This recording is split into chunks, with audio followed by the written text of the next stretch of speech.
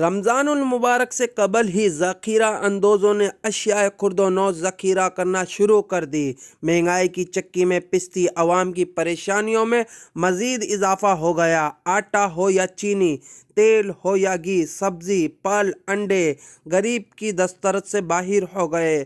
وش news سے گفتگو میں شہریوں نے مہنگائی کو کنٹرول کرنے کا مطالبہ کر دیا۔ رمضان میں کیا گزارا ہوگا، تنخواہیں وہی ہیں، خرچے بڑھ گئے ہیں، ہر چیز جو ہے آسمان سے باتیں کر رہی ہے، قیمتیں اتنی بڑھ گئی ہیں، کوئی غریب آدمی کیا۔ بس یہ ہے کہ آٹا اور کوکنگ آئل وغیرہ یہ جو ہے سستا ہو جائے، روزمرہ کی جو چیزیں ہیں یہ سستی ہو جائیں، دال دلیا بن سکے جو، اور باقی یہ ہے کہ لائٹ کے اور گیس کے بل انہوں نے ہی مطلب جان جنجال بنائی ہوئی ہے، یہ کم کیے جائیں۔ شہری کہتے ہیں کہ رمضان المبارک سے قبل ہی منافع خوری شروع کر دی گئی ہے۔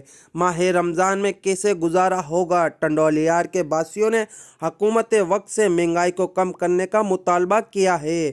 ناظم خانزادہ، وش نیوز، ٹنڈولیار۔